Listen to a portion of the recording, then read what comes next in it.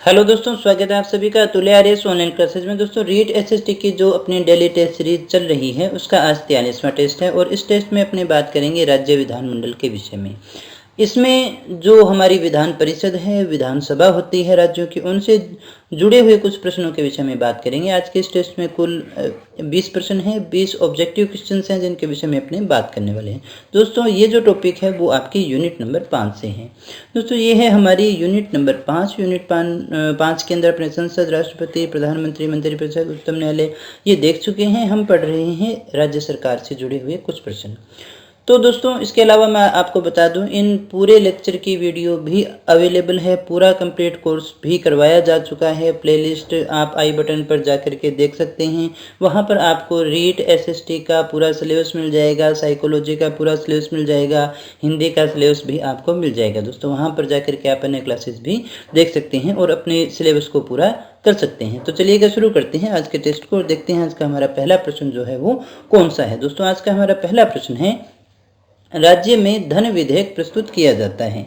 कब किया जाता है दोस्तों? दोनों में से किसी भी सदन में, दोनों सदनों में परस्पर एक साथ, केवल विधानसभा में या केवल उच्च सदन में। देखिएगा, यहाँ जो प्रश्न पूछा जा रहा है कि धन विधेयक जो है वो या तो विधानसभा में प्रस्तुत किया जाता है, दो सदन होते हैं ना, विधानसभा और विधान परिषद।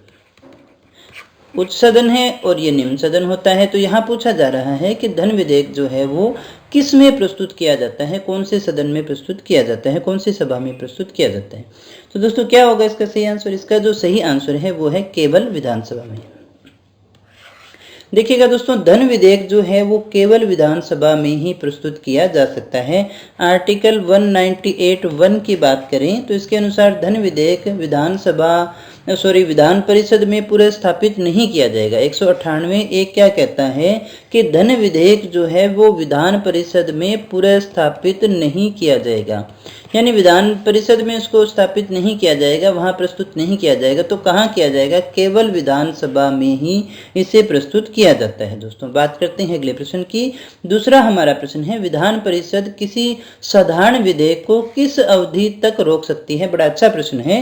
विधान परिषद किसी साधारण विधेयक को रोक सकती है। दोस्तों, कहाँ रोक सकती है, कितने समय तक रोक सकती है, हमें बताना है। देखिएगा, कोई विधेयक बना, साधारण विधेयक की अपने बात कर रहे हैं, जहां जिस राज्य में दो सदन है, विधानसभा भी है और विधान परिषद भी है। हम यहाँ पर ये देख रहे हैं कि विधान परिषद किसी साधारण विधेयक को कितने दिनों तक रोक सकती है। दोस्तों, तो क्या होगा इसका सही आंसर? इसका जो सही आंसर है वो है 4 माह। 4 माह तक वो देखिएगा इसे रोक सकती है। कैसे? देखिएगा, आर्टिकल 197 क्या कहता है, इस पे ध्यान दीजिएगा। 197 के तहत धन विधेयक से भिन्न विधेयक, धन विधेयक से भिन्न विधेयक, तो फिर वो कौन सा विधेयक हो गया? साधारण विधेयक। धन विधेयक से इतर जो सामान्य विधेयक है, साधारण विधेयक है, वो विधान परिषद प्रथम बार में 3 माह तक, फर्स्ट टाइम कितने माह तक? 3 माह तक वो क्या कर सकती है? पुनः पारित किए जाने पर 3 माह तक, और विधानसभा द्वारा पुनः पारित किए जाने पर 1 माह तक। 3 माह तक रोका और फिर उसके बाद में भी विधान सभा के द्वारा पुनः पारित कर दिया जाए तो फिर वो 1 माह तक उसे और रोक सकती है। इस प्रकार वो कुल 4 माह तक ही रोक सकती है। दोस्तों, क्या कहा हमने? कुल जो है 3 माह और 1 माह, इन दोनों को अगर अपने जोड़ें तो कितने समय तक रोक सकती है? 4 माह तक रोक सकती है। लेकिन धन विधेयक अगर उसके पास में आता है तो 14 दिन की अवधि में ही उसे लौटाना होता है। दोस्तों, बात करते हैं अगले प्रश्न की। तीसरा हमारा प्रश्न है, राज्य विधानसभा में कोई भी धन विधेयक पुनर्स्थापित नहीं किया जा सकता बगैर संसद की संस्तुति के, भारत के राष्ट्रपति की संस्तुति के, मंत्रियों की विशेष समिति की संस्तुति से, या फिर राज्य के राज्यपाल की संस्तुति से। किसके बिना जो है धन विधेयक पुनर्स्थापित नहीं किया जा सकता है? दोस्तों, क्या होगा इसका सही आंसर? दोस्तों, इसका जो सही आंसर है वो है राज्य के राज्यपाल की संस्तुति से। ये हमारा सही आंसर है, राज्य के राज्यपाल की संस्तुति से। ध्यान दीजिएगा, आर्टिकल 207(1) के तहत अनुच्छेद 199 के खंड 1 के उपखंड क से लेकर के च तक के जो प्रावधान है उनमें आने वाला कोई भी धन विधेयक राज्य विधानसभा में बिना संबंधित राज्य के राज्यपाल की संस्तुति के पुरस्स्थापित नहीं किया जा सकता। वापस कह रहा हूं, आर्टिकल 207 एक क्या कहता है कि अनुच्छेद 199 का खंड 1 के अंतर्गत क से 6 के प्रावधानों में जो भी धन विधेयक आता है वो राज्य विधानसभा में बिना राज्यपाल की संस्तुति के पुरस्स्थापित नहीं किया जा सकता। इन शॉर्ट आप समझें कि आर्टिकल 207 के अनुसार कोई भी धन विधेयक है जो धन विधेयक के दायरे में आता है, जिसका जो उल्लेख है वो आर्टिकल 199 के खंड 1 के उपखंड क से 6 के अंदर किया गया है, वहां से अगर आता है तो उसको जो है बिना राज्यपाल की संस्तुति के विधानसभा में प्रस्तुत नहीं किया जा सकता है। दोस्तों बात करते हैं अगले प्रश्न की। चौथा हमारा प्रश्न है, राज्य विधान परिषद का प्रावधान। राज्य विधान परिषद का प्रावधान भारतीय संविधान के किस अनुच्छेद में रखा गया है? दोस्तों क्या कहा है हमने, बड़ा अच्छा प्रश्न है। राज्य विधान परिषद का जो प्रस्ताव है वो किस अनुच्छेद में रखा गया है? 170 में है, 171 में है, 172 में है या 173 में है? कौन से में है दोस्तों? इसका सही आंसर क्या होगा? राज्य विधान परिषद का प्रावधान भारतीय संविधान के किस अनुच्छेद में रखा गया है? तो दोस्तों इसका जो सही आंसर है वो है अनुच्छेद 171, 171 में रखा गया है। दोस्तों राज्य विधान परिषद का प्रावधान विधान परिषदों की जो संरचना है, यहाँ हम किसकी बात कर रहे हैं? विधान परिषद की संरचना जो है वो अनुच्छेद 171 में है। दोस्तों अनुच्छेद 171 एक की बात करें, 171 की बात करें तो ये कहता है राज्य की विधान परिषद के सदस्यों की कुल संख्या उस राज्य की विधानसभा के सदस्यों की कुल संख्या के 1/3 से अधिक नहीं होगी। दोस्तों ये जो भी इसके संरचना से संबंधित बातें हैं वो सारी की सारी 171 में आती हैं। दोस्तों 170 में क्या है?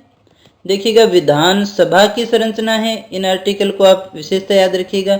170 में विधानसभा की संरचना है, 171 में क्या है? विधान परिषद की संरचना है, और 172 में क्या है? 172 में है राज्य के विधानमंडलों की अवधि,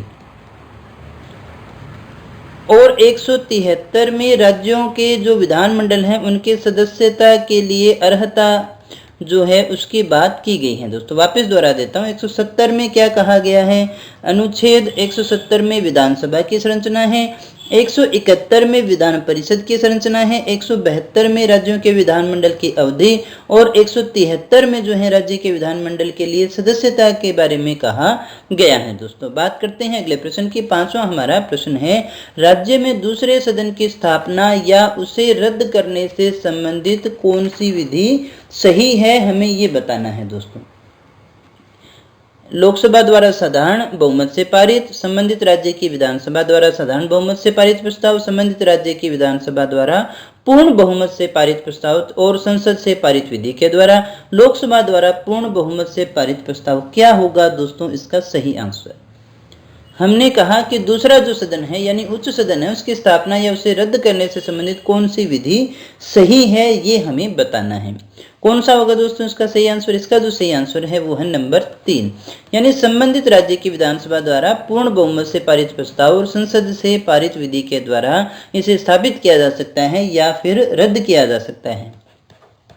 हम बात करते हैं आर्टिकल 169(1) की। तो ये क्या कहता है? राज्य में दूसरा सदन यानी कि विधान परिषद की स्थापना या विघटन कौन कर सकता है? संसद कर सकती है। कब कर सकती है? तब कर सकती है जब संबंधित राज्य की विधानसभा इस आशय का संकल्प जो है वो सदन की कुल सदस्य संख्या का बहुमत, कुल का तो क्या हो?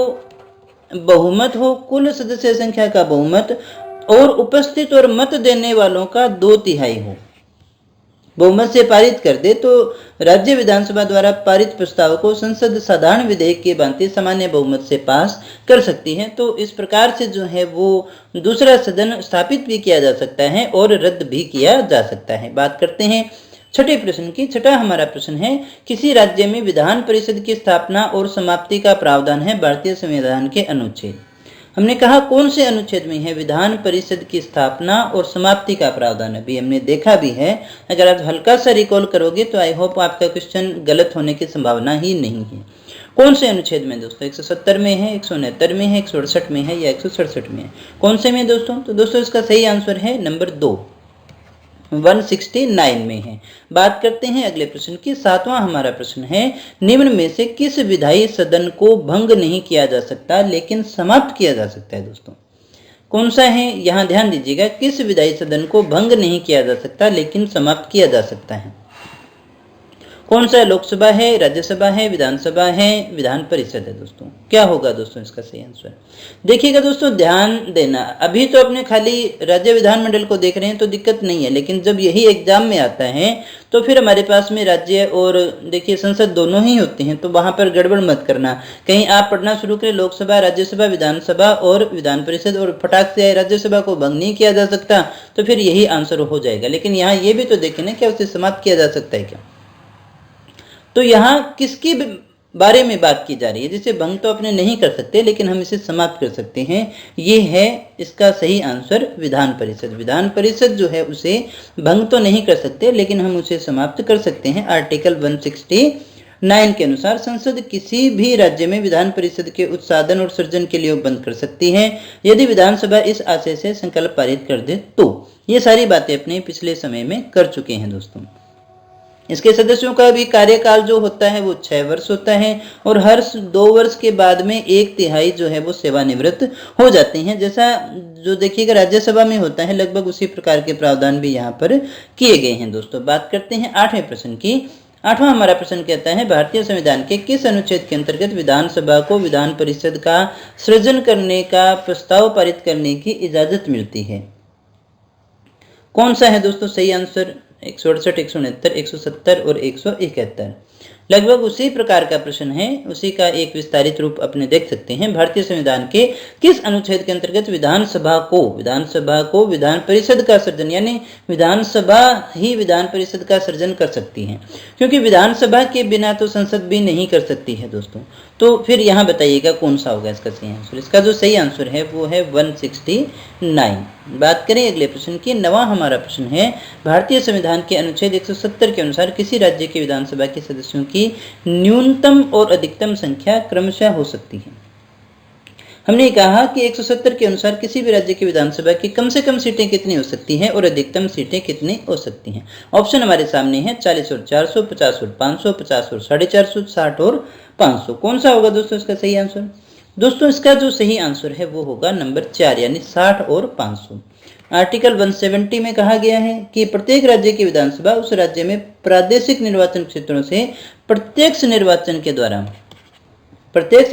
द्वारा चुने हुए 500 से अनधिक और 60 से अन्यून, 60 से तो क्या है अन्यून और 500 से अनधिक, यानी 500 से तो अधिक नहीं होगी और 60 से कम नहीं होगी दोस्तों, ये कहा गया है। बात करते हैं अगले प्रश्न की। 10वां हमारा प्रश्न है, कथन है उन पे विचार करना है और फिर बताना है। भारत में किसी भी राज्य की विधान परिषद आकार में उस राज्य की विधानसभा के आधे से बड़ी हो सकती है। दूसरा, किसी राज्य का राज्यपाल उस राज्य की विधान परिषद के सभापति का नाम निर्देशित करता है। हमें बताना है इनमें से कौन सा सही है। केवल एक सही है, दो सही है, एक व दो दोनों सही है, न तो एक सही है नहीं दो सही। आराम से पढ़ लीजिएगा, ढंग से पढ़ोगे तो समझ में आएगा। क्या कहा गया? पहला, भारत में किसी भी राज्य की विधान परिषद आकार में उस राज्य की विधानसभा के आधे से बड़ी हो सकती है। दूसरा, उस राज्य का जो राज्यपाल है उस विधान परिषद के सभापति का नाम निर्देशित करता है। पहली बात हमने क्या कही समझिएगा, विधान परिषद जो है वो विधानसभा में जितनी भी सीट है उनके आधे से बड़ी हो सकती है, यानी 1/2 से ज़्यादा हो सकती है क्या, ये हमें बताना है। जो विधान परिषद की जो सीटें हैं वो विधानसभा के आधे से ज़्यादा हो सकती हैं। दूसरा, ये कह रहा है कि राज्यपाल विधान परिषद का जो सभापति है उसका नाम निर्देशित करेगा राज्यपाल। क्या ये बातें सही हैं? एक सही है, दो सही है, एक व दो दोनों सही है, या कोई भी सही नहीं? दोस्तों इसका जो सही आंसर है वो है न तो एक सही है और न ही दो सही है, दोनों में से कोई सी भी बात सही नहीं है। यानी ये भी सही नहीं है और ये पहला भी सही नहीं है और ये भी सही नहीं है। किस प्रकार से नहीं है दोस्तों? बात करते हैं 171(1) की। 171(1) क्या कहता है कि विधान परिषद की सदस्य संख्या उस राज्य के विधानसभा के सदस्यों की कुल संख्या की 1/3 से अधिक नहीं हो सकती। अब याद रखिएगा, विधानसभा की जितनी भी सीटें हैं उसकी 1/3 ही हो सकती हैं, उससे ज़्यादा नहीं हो सकती है। तो फिर आधे वाली बात तो क्या हो गई, गलत हो गई। यानी किसी भी दशा में 40 से कम भी नहीं होगी, ये भी बात आपको याद रखनी है। 40 से कम भी नहीं होगी, लेकिन 1/3 से ज़्यादा भी नहीं होगी दोस्तों। और अगर अपने बात करें आर्टिकल 182 की, तो उसके अनुसार विधान परिषद के सभापति और उपसभापति का निर्वाचन विधान परिषद करती है, वो स्वयं करती है, न कि राज्यपाल उसका नाम सृजित करता है। ऐसा कोई भी प्रावधान नहीं किया गया है दोस्तों। तो ये था हमारा सही आंसर, न तो एक सही है और न ही दो सही है दोस्तों। बात करते हैं अगले प्रश्न की। अगला हमारा प्रश्न है, भारतीय संविधान के निम्नांकित अनुच्छेदों में से कौन राज्य की विधानसभाओं के निर्वाचन का प्रावधान प्रस्तुत करता है। हमें बताना है ये जो भी अनुच्छेद है उनमें से विधानसभाओं के निर्वाचन का प्रावधान कौन सा प्रस्तुत करता है। ऑप्शन है 170, 176, 178 या फिर इनमें से कोई नहीं। क्या होगा दोस्तों इसका सही आंसर, क्या है दोस्तों इसका सही आंसर। तो दोस्तों इसका जो सही आंसर है वो है 170, अनुच्छेद 170 है।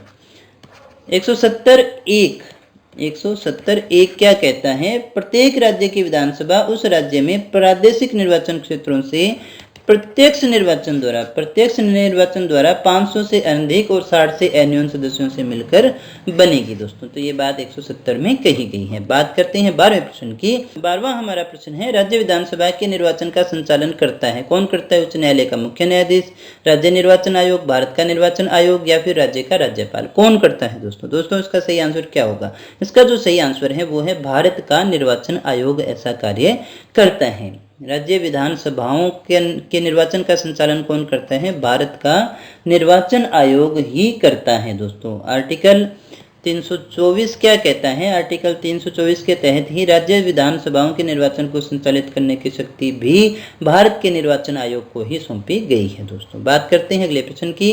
13वां हमारा प्रश्न है, किस राज्य विधानसभा की सर्वाधिक सदस्य संख्या है, यानी कौन सा ऐसा राज्य है जिसमें विधानसभा सदस्य सबसे ज्यादा है। आंध्र प्रदेश, पश्चिम बंगाल, महाराष्ट्र या फिर उत्तर प्रदेश, कौन सा होगा दोस्तों इसका सही आंसर। आई होप सभी का सही होगा। इसका सही आंसर है 4 नंबर यानी कि उत्तर प्रदेश। कुल सदस्य संख्या कितनी है, यहाँ पर 403 है दोस्तों। बात करते हैं अगले प्रश्न की। 14वां हमारा प्रश्न है, निम्न में से कौन एक राज्य के विधानमंडल के किसी सदस्य के निर्भरता से संबंधित किसी प्रश्न का विनिश्चय करते हुए अंतिम सत्ता है। यहाँ ध्यान दीजिएगा, विधानमंडल है, उसका कोई सदस्य है, उसका निर्भरता यानी अयोग्यता के संबंधित किसी भी प्रश्न का विनिश्चित करते हुए अंतिम सत्ता कौन सी है, यानी अंतिम सत्ता किसके पास में है। किसके पास में, राज्यपाल के पास में, विधानसभा के अध्यक्ष के पास में, मुख्यमंत्री के पास में या फिर उच्च न्यायालय के पास में। क्या होगा दोस्तों इसका सही आंसर। इसका जो सही आंसर है वो है 1 नंबर यानी राज्यपाल। आर्टिकल 192 पे ध्यान दीजिएगा, क्या कहता है, किसी राज्य के विधानमंडल के किसी सदस्य के निर्भरता से संबंधित किसी प्रश्न का विनिश्चय करने हेतु अंतिम सत्ता राज्यपाल की है। हालांकि इस मामले में वो चुनाव आयोग की राय के अनुसार कार्य करता है दोस्तों, चुनाव आयोग के राय के अनुसार कार्य करता है, लेकिन हमसे पूछा गया है कि अंतिम सत्ता किसके पास में है, तो उसका आंसर क्या होगा, राज्यपाल ही होगा दोस्तों। बात करते हैं अगले प्रश्न की। 15वां हमारा प्रश्न क्या कहता है, विधानसभा के सदस्य बनने के लिए न्यूनतम आयु क्या विहित की गई है। 18 वर्ष है, 25 वर्ष है, 21 वर्ष है या फिर कोई आयु की सीमा निर्धारित नहीं है दोस्तों। क्या होगा इसका सही आंसर दोस्तों। इसका जो सही आंसर है वो है 25 वर्ष।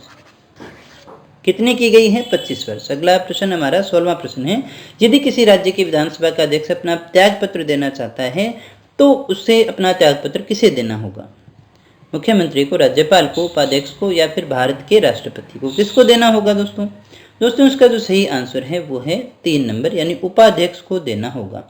179 ख, आर्टिकल 179 ख क्या कहता है, विधानसभा अध्यक्ष अपना पद विधानसभा उपाध्यक्ष को संबोधित अपने हस्ताक्षर सहित लेख के द्वारा त्याग सकता है दोस्तों।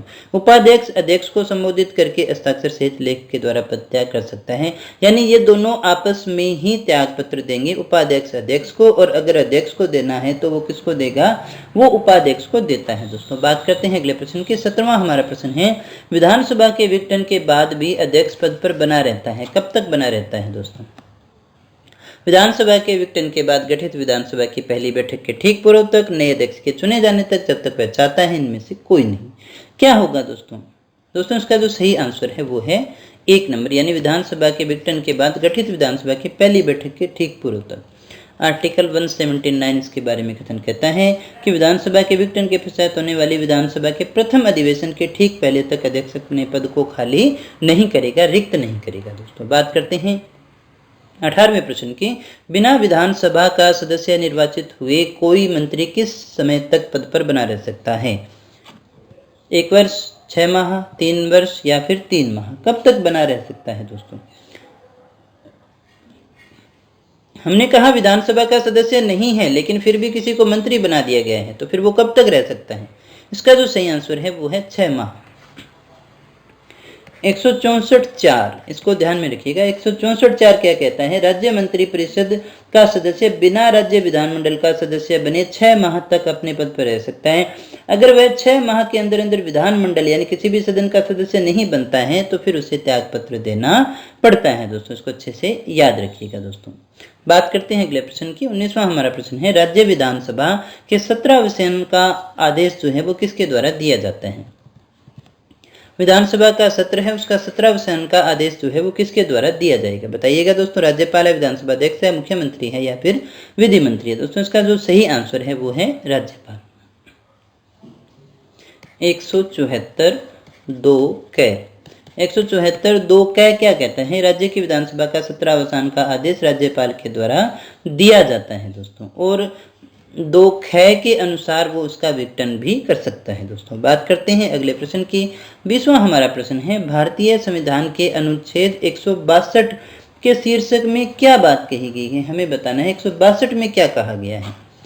राज्य की कार्यपालिका शक्ति, राज्यपाल की कार्यालय की शर्तें, राज्यपाल की पदावधि, राज्य की कार्यपालिका शक्ति का विस्तार।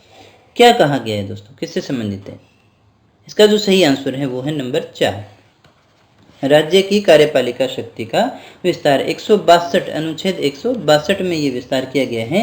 राज्य की कार्यपालिका शक्ति के विस्तार संबंधी उपबंध इसमें किए गए हैं। इस अनुच्छेद में जो कहा गया है, संविधान के उपबंधों के अधीन रहते हुए किसी राज्य की कार्यपालिका शक्ति का विस्तार उन विषयों पर होगा जिनके संबंध में उस राज्य के विधानमंडल की विधि बनाने की शक्ति है। ऐसा किसमें कहा गया है? आर्टिकल 162 में कहा गया है। दोस्तों तो ये थे आज के हमारे प्रश्न जो राज्य विधानमंडल से संबंधित थे।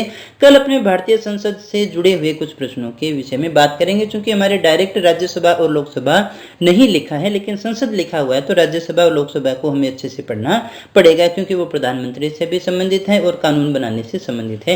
इसलिए कल के टेस्ट में अपने भारतीय संसद से जुड़े हुए प्रश्नों को देखेंगे। आप उनको अच्छे से याद करिएगा, अच्छे से समझिएगा। दोस्तों अगर आपको वीडियो अच्छा लगा हो तो इसे लाइक कर देना, दोस्तों के साथ में शेयर कर देना ताकि और लोग भी जुड़ सके, उन्हें भी लाभ हो सके। चैनल पे पहली बार आए तो सब्सक्राइब जरूर कर लेना अगर आप हमारे साथ जुड़ के तैयारी करना चाहते हैं तो, क्योंकि इस तरह की वीडियो आपको रोजाना मिलते रहते हैं। और दोस्तों अगर आपको किसी PDF की आवश्यकता हो या फिर किसी इन्फॉर्मेशन की आवश्यकता हो तो आप हमारे टेलीग्राम चैनल से जुड़ सकते हैं या फिर हमारी ऑफिशियल जो वेबसाइट है atulyaryas.in उस पर लॉगिन भी कर सकते हैं। दोस्तों तो मिलते हैं कल के टेस्ट में कुछ और नए प्रश्नों के साथ, कुछ और नई जानकारी के साथ। तब तक बने रहिए हमारे साथ। Thank you very much.